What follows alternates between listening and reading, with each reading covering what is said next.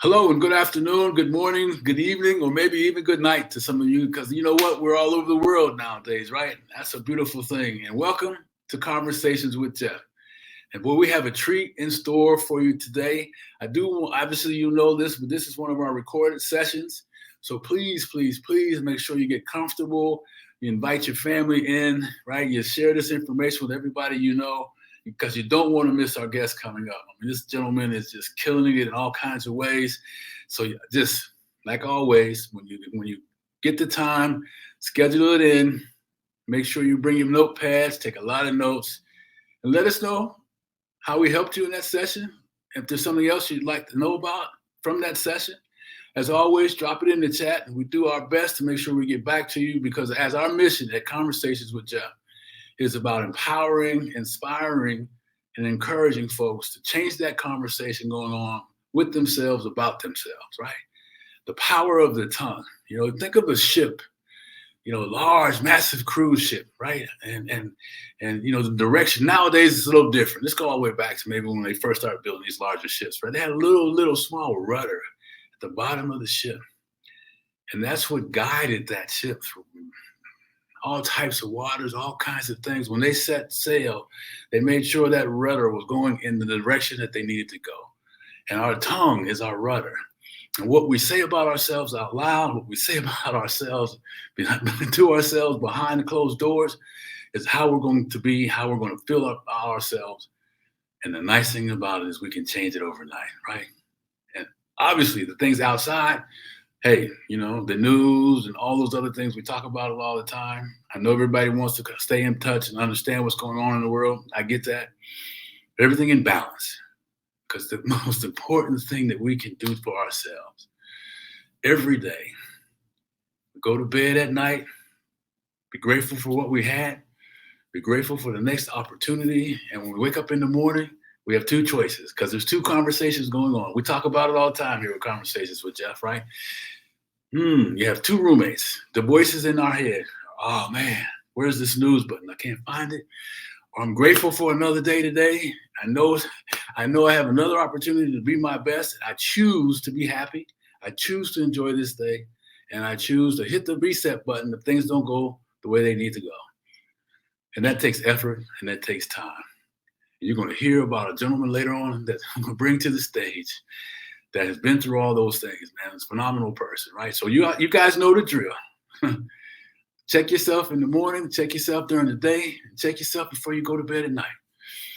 And find something each day that challenges you, that you can make a direction change, shift that rudder. If you've fallen off and you need some shifting, shift that rudder back to the destination that we're all meant to do and serve here on. And that's to be the best person that we can be. Cool? So listen, let me just say welcome. Again, it's a recording, and so you're gonna be able to keep this recording and share this recording with everybody. And as a real estate investor, we got a little nugget in here for you real estate folks. We've been talking about health and wellness and over the last 30, 45 days, and this is going to be a continuation of that. Man, this gentleman is really cool. So let me just kind of highlight some of the things about him.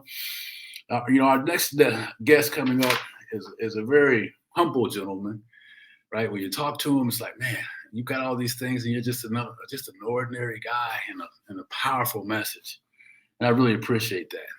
He's a consultant, a speaker, award-winning author, an entrepreneur, a real estate investor. We'll talk about that in terms of commercial and how he's done well with that, and really some really just interesting things and philosophies around that. And then dozens of businesses and real estate we've talked about. He's got 4 or 5 books out now, starting from, first one was starting, he did it for physicians because he is a physician. Oh, man. And I just, the last 2 or 3 years, our hearts go out to all those folks in the medical profession. And he talks about creating and improving lives for his colleagues, all types of, professionals in that space, focusing on healing the process, because of all the pain and struggles that they've been through, and man, just serving us like crazy. Suicides have been up, depression's been up. And this gentleman finds a way to get a message across, right? And he sought out different locations. I mean, he's award-winning Ooh, and I'm really not doing him the service that he needs to have, because I want him to tell you some of it himself. 5 great, powerful books: The Doctor's Guide to Eliminating Debt, The Doctor's Guide to Smart Career Alternatives and Retirement, The Doctor's Guide to Real Estate Investing for Busy Professionals. Boy, he's created an online course. So, ladies and gentlemen, let me just stop rambling, because I can talk about him all day, even before you get a chance to. So I'm going to share our next guest and becoming a new friend of mine, Dr. Cory Fawcett. Hey, Hi, Geoff. Dr. Fawcett, how are you? Hi, great. Thanks for inviting me to come talk to your people. Hey, I'm glad that you took the time out. As a retired person, you're busier than most working professionals. So, Yeah, retirement didn't turn out the way I thought it would be. I thought that was the time of leisure, yeah. but no. Yeah, 2 things I learned is there's not as much leisure in retirement as you think there is, and that your things to do list never does get caught up. There's no such thing as getting caught up. Yeah. You say that a lot, but the things you're doing as a guest here are really some really interesting things. So it's a choice. You have the choice to continue, and I really admire that with you. And congratulations, by the way. I mean, I think it's the 5th book, new release, number 5, that's come out, and number 1 on Amazon for travel. Yeah, it was really nice to wake up today and find your book that just came out today has already hit number 1. That's kind of fun, and to have a travel book that bypasses and jumps over a guy like Rick Steves, who's my favorite travel author. That was very rewarding to see. But it's a good day for me today. Well, again, bravo, and we'll tell the folks the name and all that a little later on. So you got to hang around, baby. Right? I mean, you know anything about how Dr. Fawcett writes? He's got a lot of information, and you don't want to miss it. Right? And so tell us what's going on in your world today. I mean, you're high because of your book. What else is happening in your world? Oh, yeah. Well, I've got my grandson here. My wife and I babysit 2 days a week. We watch him while his kids are my kids are at work, but that's been kind of fun to be a new grandfather. Another one's on the way. Yeah. But we just spent a weekend traveling with him, and it's just a lot of fun. There's just a lot of joy in young kids, is 1.5 years old, just learning all these new things. And it's just so neat to see somebody excited about learning simple new things. Yeah. And those things change their lives. Yeah. When we get like that, you start behaving like children, and you find these little things that can change your life. What a difference it makes. And I got a sneaky suspicion that's how you spend your retirement, in that space, living excited about life in that space. Would that be right? I'm excited. Yeah. I just love where things are going in my life. But my whole life's been like that. I've tried to live on the edge of excitement and do fun things. I took, as a full-time general surgeon, I took 8 to 12 weeks of vacation every year. Wow. And I did that to have fun and spend time with my family and have some adventures. And since I was in private practice, I could take as much time off as I wanted. It just cost me money. That's all. Just had to give up some money because I'm not working. And as a physician, if you're not working, you're not earning. Yeah, that's right. There's no money coming in if you're not at work. And so those were very financially, it was very costly for a surgeon to take that much time off. Yep. But as far as your well-being, it was sure good for my psyche. Well, and 2, I mean, you did some interesting things along the way. You created some other streams of income and apartment acquisition and some things like that. So we'll talk a little bit more about that as we go along. But I don't want to leave your grandson in that 1.5 years, because it's, we just left our grandkids here in San Antonio. We spent 4 days with them, or maybe 3 or something. And they're a little older now. We have one. She's 1-year-old, 4-year-old, and 12. So you're on your way, because you have another one either due or coming pretty soon. It's coming in December. Yeah, that number 2 comes in December. Ooh, man, it's an interesting pattern, because he will be one of 2 boys, and his ancestors are 2 boys, 2 boys, 2 boys, 2 boys, as far back as we know. Wow. It's just been a pattern all through his ancestry. And his mom wanted a girl, and we said, but you can't have a girl because it's two boys. It's always two boys. And sure enough, the second one's a boy. So maybe they're going to go back one more time and see what mom can do on the third one, you think? I don't know. She might be stuck at two boys because that's what's supposed to happen. I don't know what they're going to do. We'll see. Yeah, We'll see. yeah. Well, we're cheering you on because that's really going to be a lot of fun, you know. And so I love having the time to do that. Now I'm not working full time anymore. I did develop passive income through real estate, and I coach. I'm a high performance coach, and I'm teaching and speaking all over the place. So I developed all these things so that I didn't have to be a physician if I didn't want to be. Yeah. And I ended up retiring in 2017. I was really glad I missed the pandemic because that's been really tough on medical professionals. I even thought about, well, should I come back and help? And then I discovered that my license had been gone for too long. And wow. As a physician, if you give up your license, you have a limited time where you could go get it back. Sure. But after that, I mean, who wants a surgeon working on him who hasn't operated on somebody in 6 years? You know? That's not what you're looking for. So there's kind of a point of no return for me once I gave that up. Which was kind of a worrisome thing. What if I give it up because I don't have to work and then I miss it? I really struggled with that one, and that prevented me from retiring for quite a while. While I tried to make sure that when I did pull the trigger, I wouldn't want to go back. That I really had, and I say I didn't retire. I actually repurposed. Gotcha. You mentioned I was going to get to that. You know. And so now I'm teaching doctors how to have a better life, how to get their finances together. Nobody teaches them that. They teach them how to be a doctor, and then they plop them out and have all this income coming in, and no one ever told them what to do with it. And a lot of them get into trouble because as soon as you have a big income, a lot of people come knocking on your door wanting to loan you money. And pretty soon you can get in trouble with that one.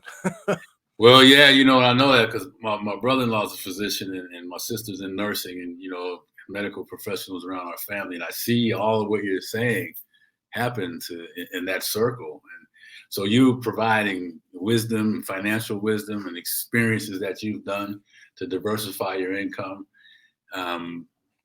What part, what do you say to that, because there's ego, we all have ego.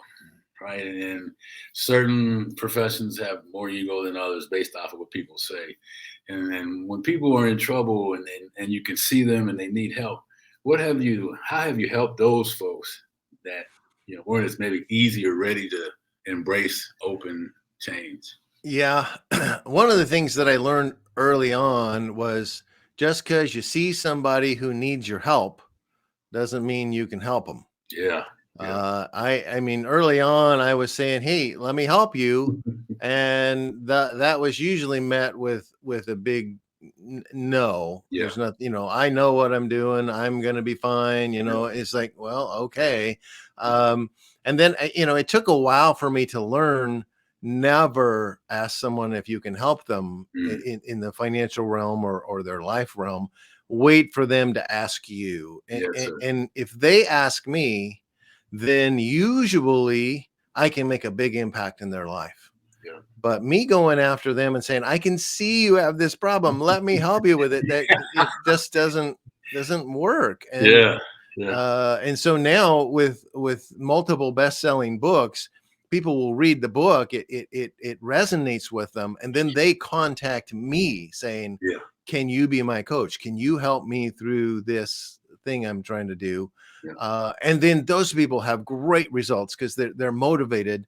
They already know me because every one of my books tells how my story happened in that realm. If we take an example of my book on eliminating debt, it tells the story of how I became a physician, and I only had about $6,000 in debt when I became a doctor. Wow.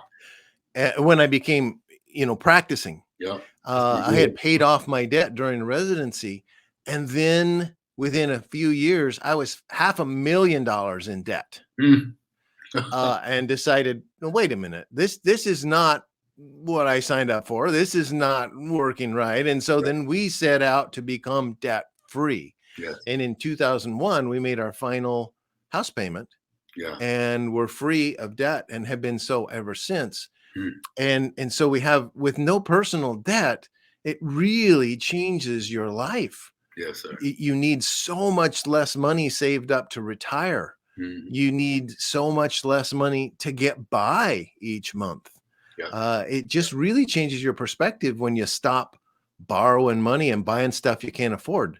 That's kind of a catchphrase, if you can't write a check for it and you have to go borrow the money to do it, that means you can't afford it. That by definition, you can't afford it, but you're going to do it anyway. And that's how you end up getting into trouble. Yeah. I really want that new Tesla, but I only got $5,000. So I'll just borrow the rest of it and get that new Tesla.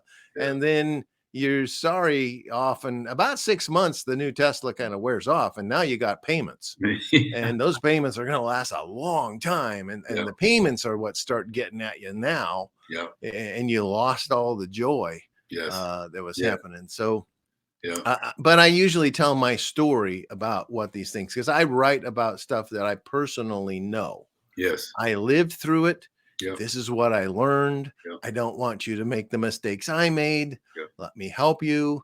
And so when people understand my story and it resonates with them, then they want me to be their coach. They already have made that decision when they contact me. And those people are the ones that I can really impact their lives. That's the real fun. Yeah. Yeah. And I'm glad you shared that, because there's oftentimes we have people on the call that say, hey, man, I really try to help these folks and then they won't, and I'm not having any success. But you pointed out that, hey, if they were listening. You can't go help somebody until that somebody wants you to help them. Yes. It just doesn't, it's thinking about a dog, who's got something stuck on their paw, and you're trying to go up to them to help them, but they keep running away from you. Yeah. They just don't understand that I can help you. Let me help you. And they keep running away. And you've got to wait till the dog comes to you. Yes. And then you can help them. And, that was a lesson took me a little while to learn. Stop asking. Just let them come to me. Yeah, I asked the question because I know you had success at it, and in your profession, it's a high level. You guys are women and men successful in that. You save lives, right? And with that comes a certain level of optimism or ego. I think ego is a good word. I mean, people put doctors, well, at least until recently, people used to really put doctors up on pedestals. Yeah.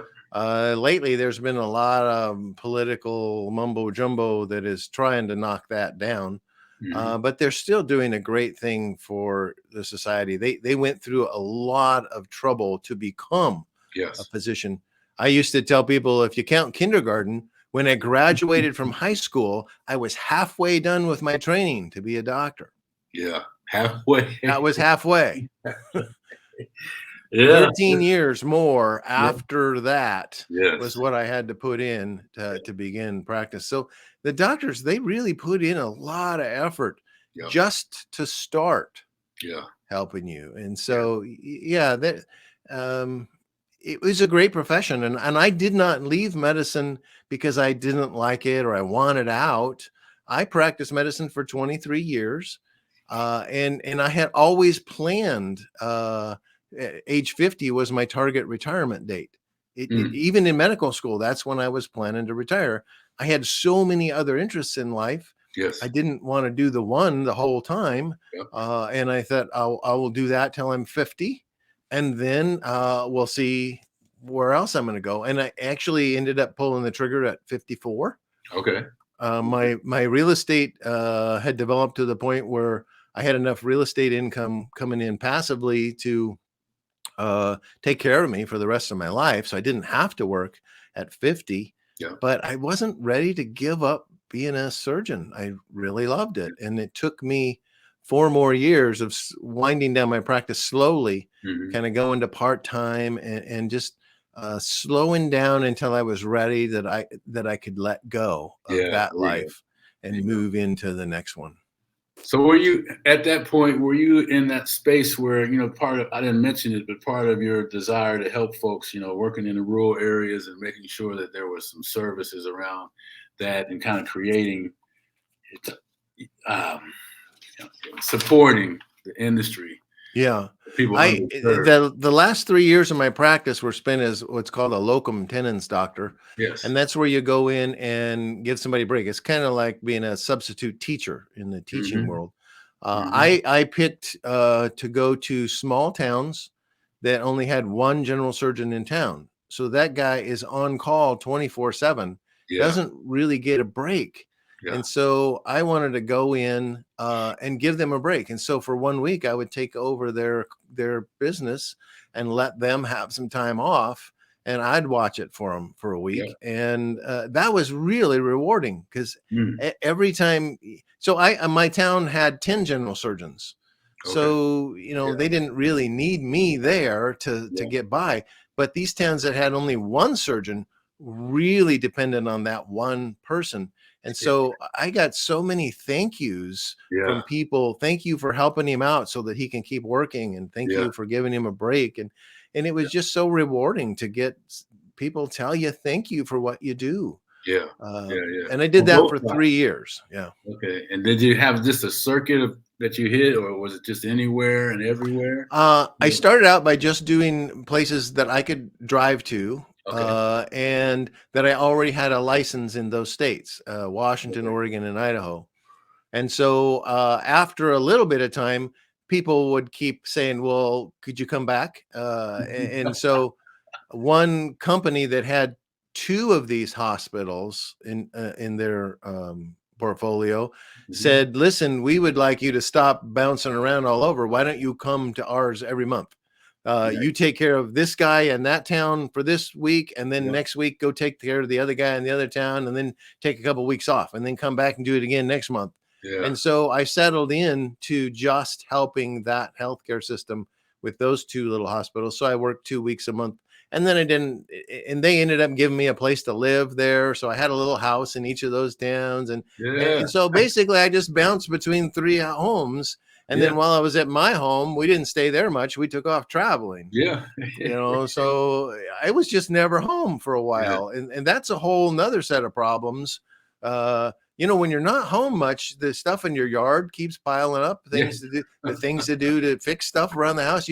I'd get home and we're going to leave in 3 days. You just got enough time to do your laundry, get repacked and take off. And I said, well, I'll fix that when I get back. And then when I get back, another thing is broken. Well, I'll fix those 2 next time when we get back. And it's like, it took the pandemic to force me to stay home to get all that stuff done and catch up with the stuff around the house. So the life of travel when you have a home isn't everything you think it's going to be, because there's some downsides to being gone all the time. Yeah, there really are, and you like doing some of that stuff too, that doesn't get done while you're gone too. So. I enjoy it. Yeah. That's how I ended up getting into real estate. When I was a youngster, my grandmother and grandfather owned rental properties, and I was the oldest grandson, and I helped them. Grandpa would take me every time he was fixing something, or my grandmother would take me. The family used to tease me about that. She says, oh yeah, I'm going to go help grandma. She says it's a 20-minute job. Says, well, yeah, that'll be 2 hours. I know. So her time estimates were never anywhere close to what it would really take to do whatever job she had me come help her do. I learned all about the different things that you have to do when you own properties. So when I owned my own house, I could fix everything there.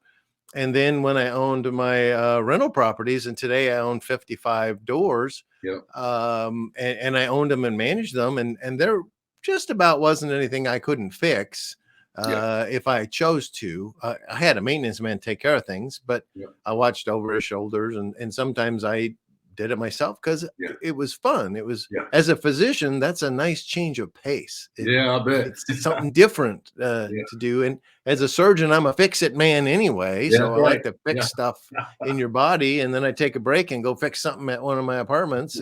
It's kind of rewarding. Yeah, yeah. So now, and just so people understand the power of investing, is it? I believe those 55 units are all paid for now. If it's all right, Not quite. almost. The only loans that I still have are with family members. Mm. Okay. And Mhm. so, and I don't have a desire to pay those loans off. Yeah. So, for instance, a while back as we got going, my grandmother sold one of her properties and interest rates were in the basement. Yeah. We're getting nothing. And she contacted me and said, well, what can we do? How can you show me where I can put my money to get Yeah. some return? And so I went looking around and I couldn't find anything. And then it dawned on me that I was just refinancing one of my properties. Right. And Yeah. I said, well, wait a minute, Grandma. If I don't use the bank and instead you took the loan, what if I gave you the 5% I'm going to give the bank? Yes. Because I was already in the process of that. And she thought that was a good idea. Yeah. So instead of getting 0 interest, she suddenly got 5%.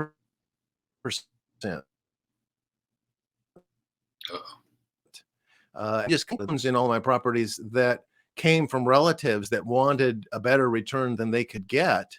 Yeah. And now, for instance, my grandmother's passed away, but my father has some loans with us like that. Mhm. And, he's retired and he lives on that money. Yeah. So I really don't have a desire to pay him off at a time. So we kind of stopped once all the banks were gone and non-family members were gone. It was just down to some family members.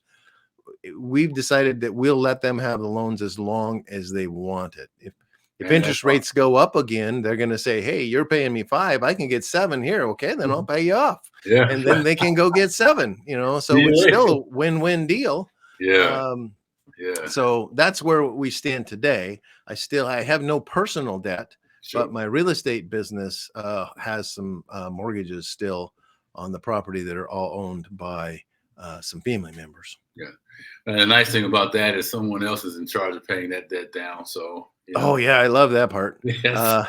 If I buy a car and I borrow money for it, I have to go out, earn the money, pay the taxes, and send Yeah. the money to these guys to pay the car payment, right? That's right. But if I own a piece of property and it has a loan on it, the tenants have to go out, earn the money, pay the taxes, and pay the rent that goes to pay off that loan. It's not on my shoulders to get that loan paid off. The tenants are having to do that.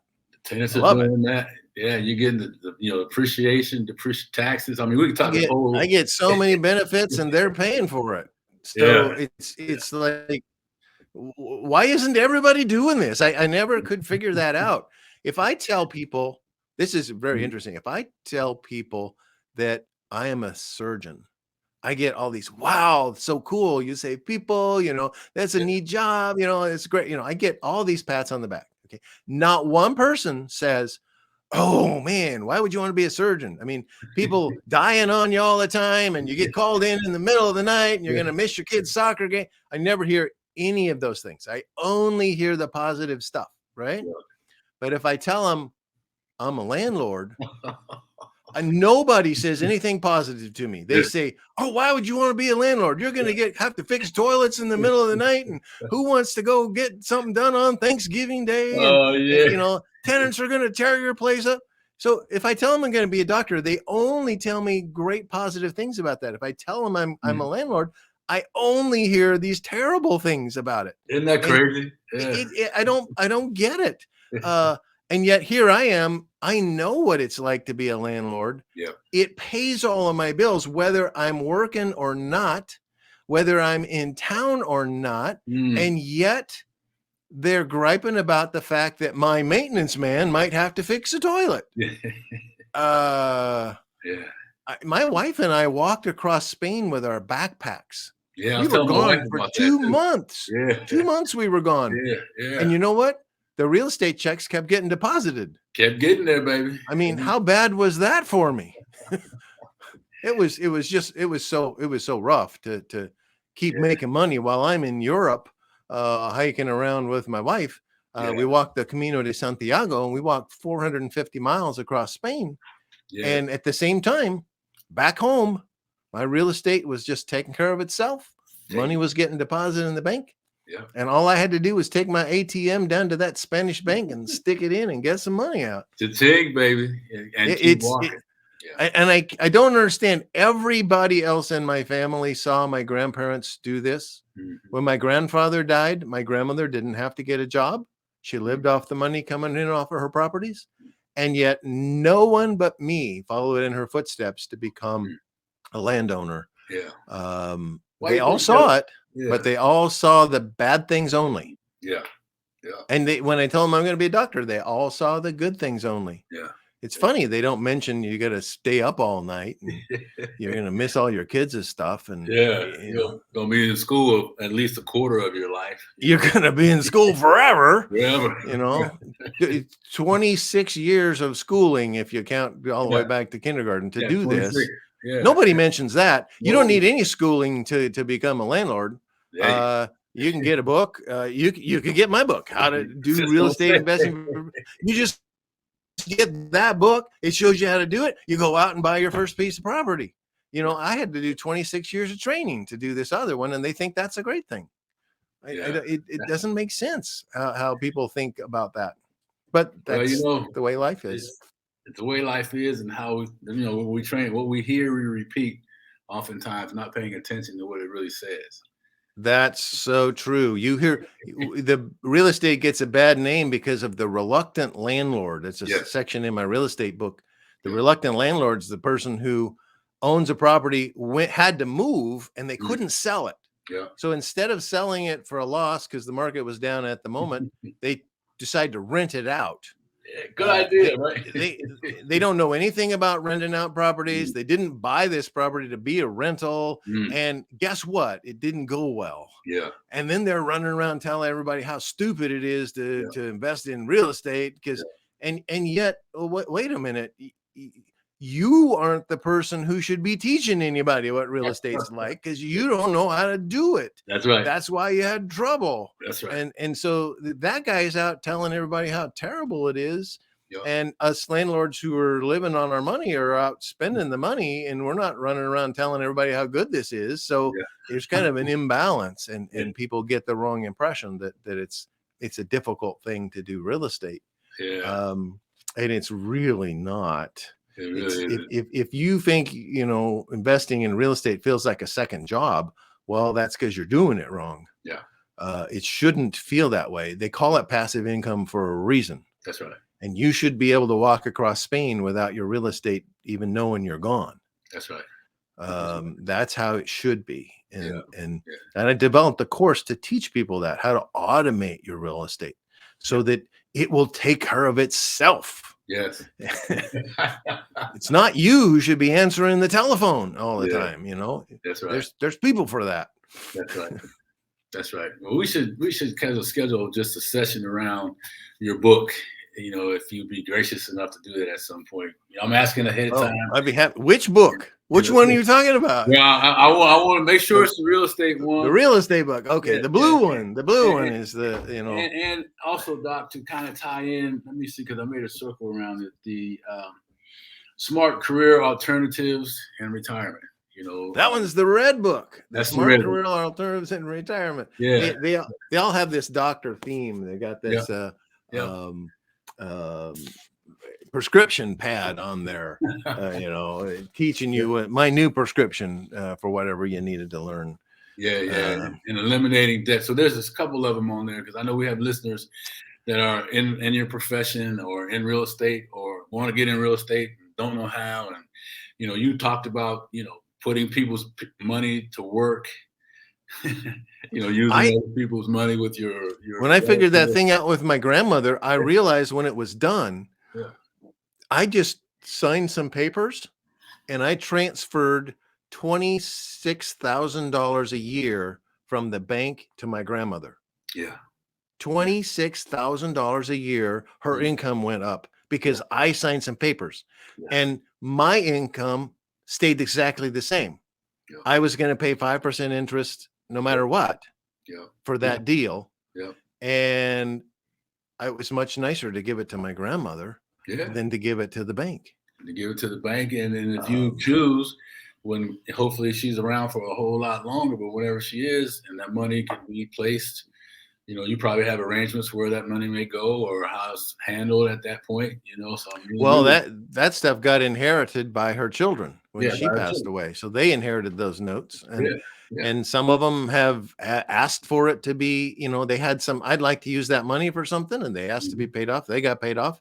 The other ones who wanted to keep the interest coming in, they got to have that. So I gave everybody whatever it was they wanted, and everybody was happy. Yeah, yeah. I mean, including me, especially me. I'm including you, tired. not you first. I mean, you were able to provide something, right? I was. It was a real eye opener to me about 2 years after we bought our first piece of property, and I spelled out exactly how I bought the first piece of property, which was a 31 unit apartment complex that I bought with no money down. Yeah, yeah. So I bought that first piece of property, and it was 2 or 3 years later. I was commenting to my wife. I said, "Do you realize that we made more money this month in real estate than I made as a full-time surgeon?" Yeah.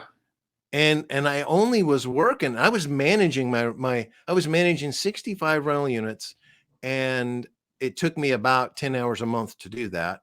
Wow. And I could have done it on less, but there was some of it that was kind of fun. And I liked to do that. I'm going to keep doing that part. I'm not going to farm that out. And yet that 10 hours a month was paying me better than full-time general surgeon working through the nights. Yes. That realization was a real eye opener to me. Yeah. Holy cow. Yeah. What a difference. 26 years of education versus reading a couple of books. Right. And I'm making more money with less time. With less time. And as you move away from one, the income drops, and you move away from the other one, the income stays the same or grows. I thought when I would retire, my plan initially was that I was only going to put in about 10 hours a week while I was 10 hours a month while I was working.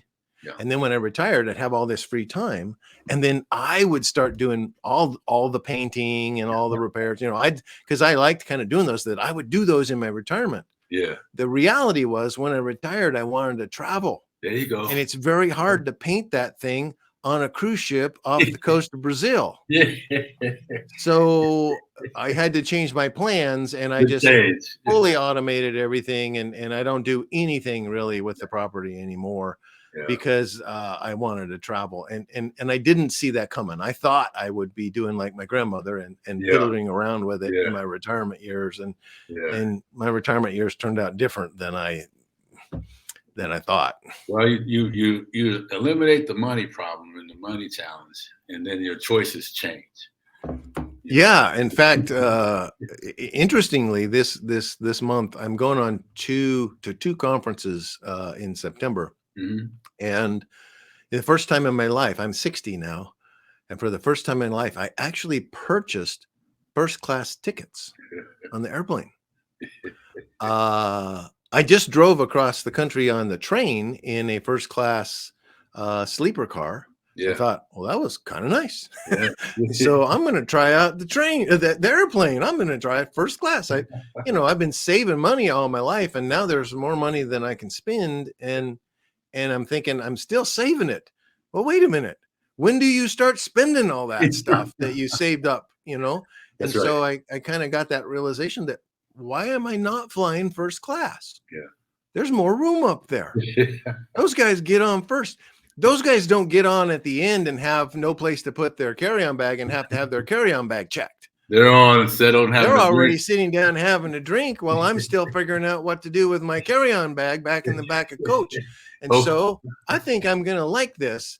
But it was very hard to change gears from the always doing the saving money option to moving to I could spend some of this. It's going to last longer than my lifetime. Yes. It's going to be passed on to the kids. So either I'm going to fly first class, or my daughter-in-law is going to fly first class.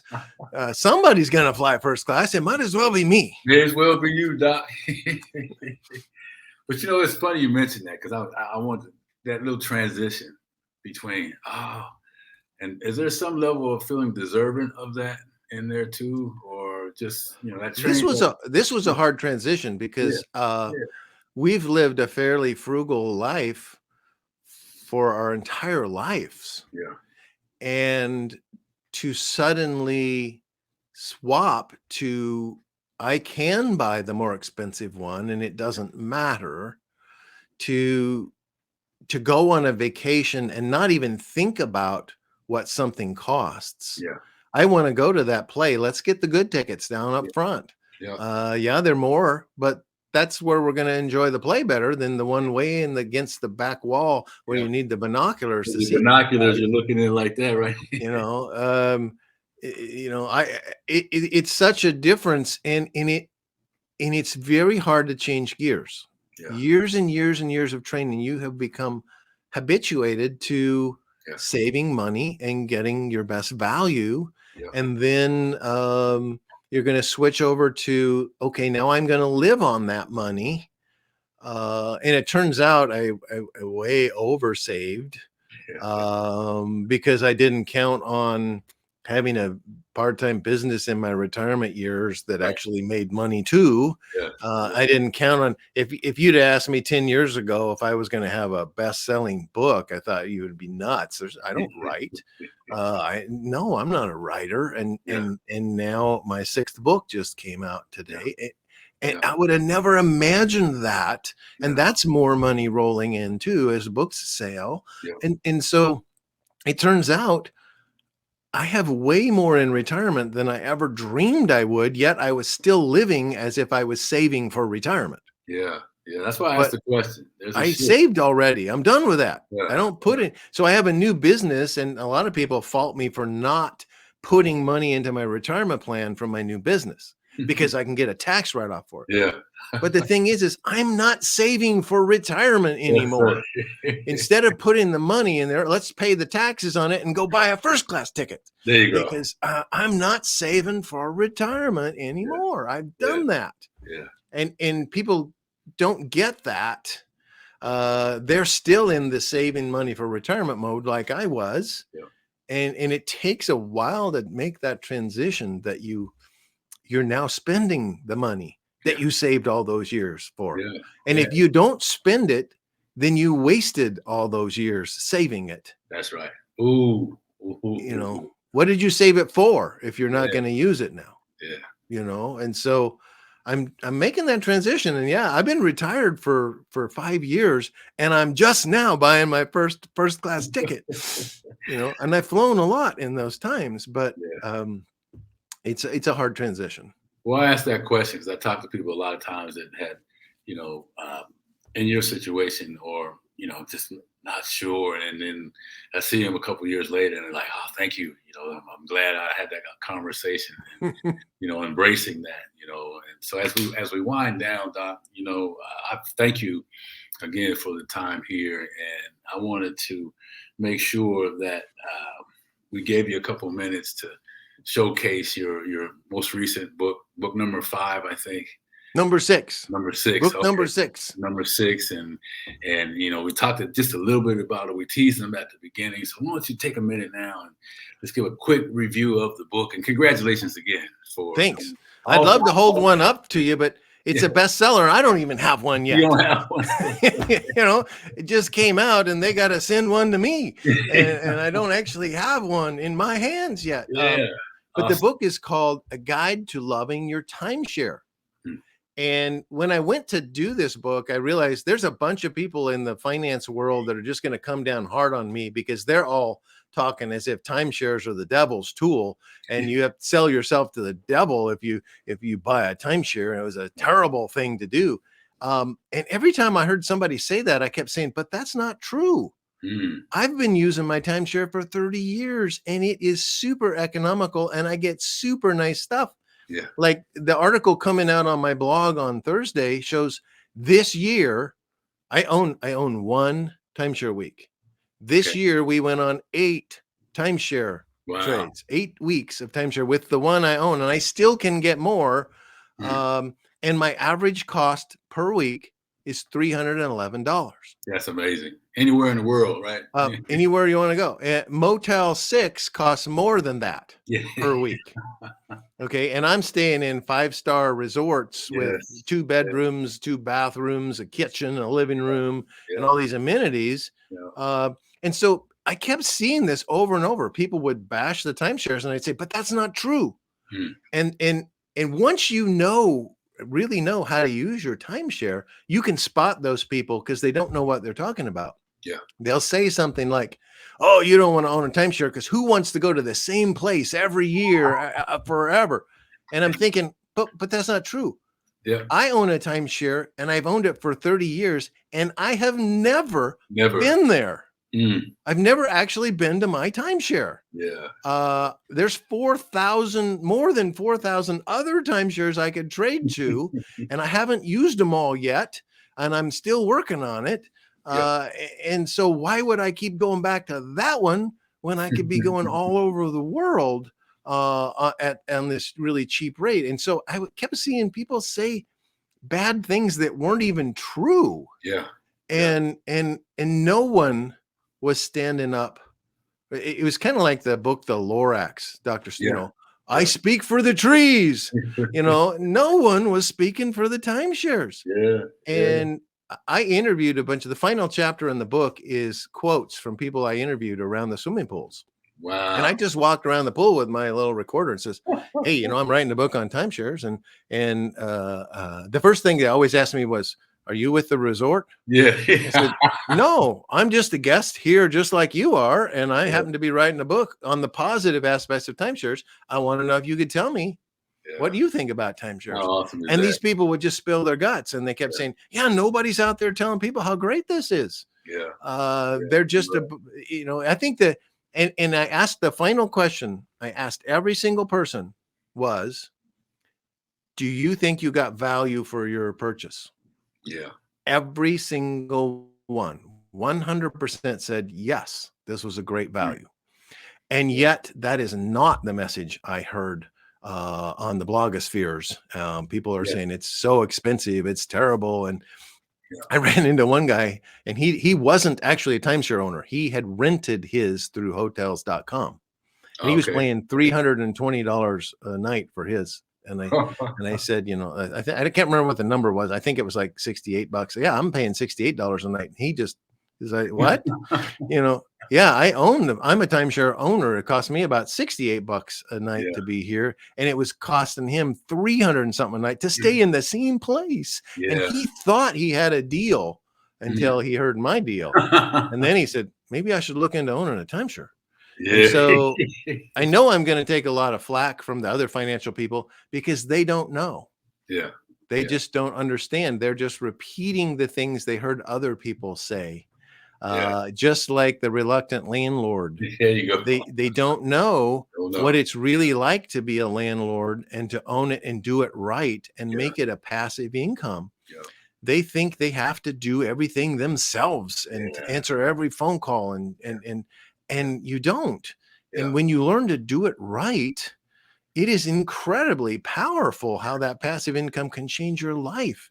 And the same thing happens with the timeshares. When you learn to do it right, even people who've owned it for a long time don't know how to use it. They give you, once they sell you the timeshare, they don't care. They just disappear. And now you own one, you have no idea how to trade it, how to use it.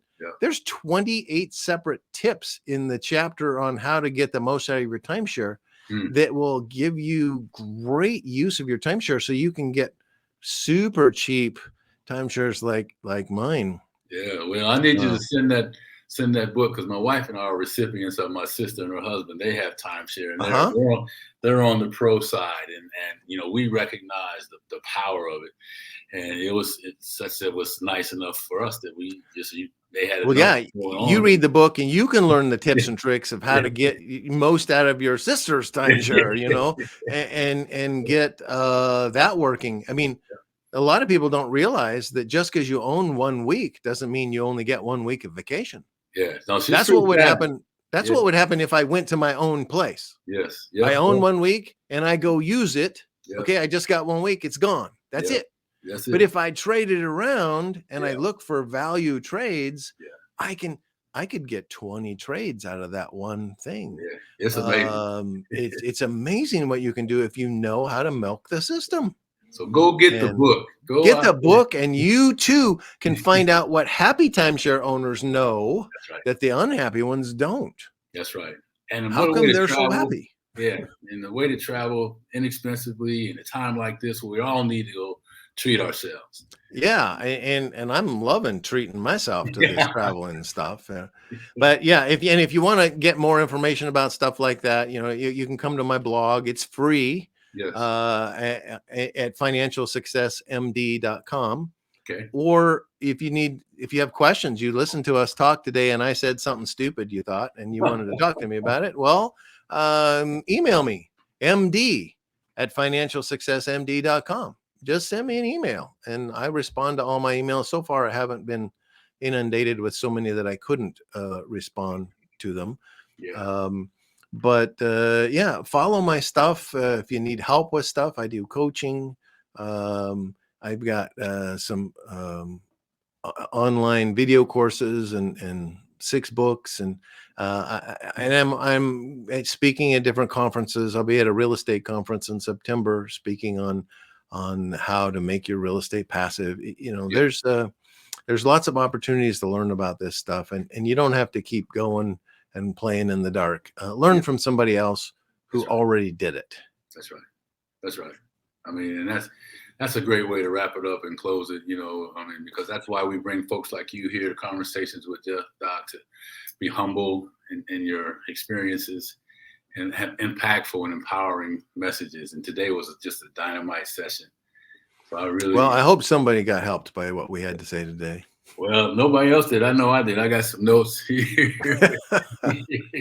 And rest assured that there's going to be a lot of folks that this is going to benefit them, not only in medicine, but in real estate and in family and decisions about money. I mean, there's just different spaces to go. So I remember when you say, I took notes, you're here talking with me. And remember when my book, Eliminating Debt, came out, I was at an award ceremony for authors. And one of my other books had won nonfiction book of the year that year. Yeah. And I met somebody at this event who was a proofreader for this book. Wow. And he said, when I was reading that book, that was the first book I ever proofread, and I got a pencil and paper out and I was taking notes. I'm supposed to be proofreading this book and I'm busy taking notes. Oh. Oh man, well, you left one calling and you stepped into another one, Doc, and then there's going to be more to come. So I really want to thank you, and you dropped all your contact information in there, and then when we send this out, we'll make sure that folks know how to reach you. And any parting words as we wrap it up that you haven't already shared? Whatever you're going to do, just remember to be patient. You're going to get into real estate investing. You don't have to buy it all this month. Be patient. Look for the things that you want in life, and they'll come to you over time. And when it all comes out in the end, you'll be very happy you did. Yeah. And you know what? You got to believe it. I mean, I believe this gentleman's living proof of what he just shared. So, Doc, thank you so much for your time. You're welcome. This is a lot of fun to talk to you. Yeah, I always have it. And, I got you on my list to follow up with. I got a lot of books we can talk about. You just pick your topic, and we'll talk about how my life was impacted by that, and why I wrote the book. Yeah, and that message will help. So I'm gonna hold you to that. I mean, I told you I made some other things. I'm making a note for my marketing director to make sure she gets your schedule coming up. Well, these are fun for me, so I love to do this. Yeah. It's just fun to sit down and talk about different things in life. And when you get old, that's what you want to do, right? That's just sit around and chat. Sit around and chat. Different places all over the world, Sit out on the porch with your mint tea and just chat, watching life go by. Have a little conversation, Doc. So. Okay. All right, my friend. Thank you so much. Well, thanks for having me. You're welcome. Stay in touch. We'll be in touch. All right. Thank you so much. Beautiful. All right. So what did I tell you? I mean, make sure, please, make sure you go on and check out his website. You know, the MD at financialsuccess.com. Get his books, right? I mean, if you don't have the information, reach out and touch me and let me know what you need. And I hope you heard so many different nuggets that he dropped around real estate, about life and about challenges, and about overcoming and planning and changing. Ooh, and he's just getting started. He's a new baby to the 60 Club, right? And we welcome him to the 60 Club here this year. And you know, 60 is the new 40 for those of you that are on that, getting close to that new club. And remember this as we close, right? There's a gentleman that has been through a lot of different things, and his books they're written from his spirit, from his experiences, from his successes and pitfalls. What better way to learn? What better way to hear a message from someone that pulls back the curtain and lets you see it all? So please make sure you support Dr. Fawcett and his materials. And if you're looking for a coach or something like that, you definitely want to reach out to him. And as we wrap up again, this is a recording, so you get this one. Share it with your friends, like and subscribe, drop the comments on it, and let us know how we're doing. You know, this year we want to finish strong going into 2023. Conversations with Geoff at a new level, and we need your help to do it. So again, thank you, Dr. Fawcett. Appreciate the opportunity. And for all of you continuing to support us, keep showing up, baby. Remember the Bounce Back Tribe. That's who we are. Conversations with Geoff will continue with your support. We thank you very much and have a great day.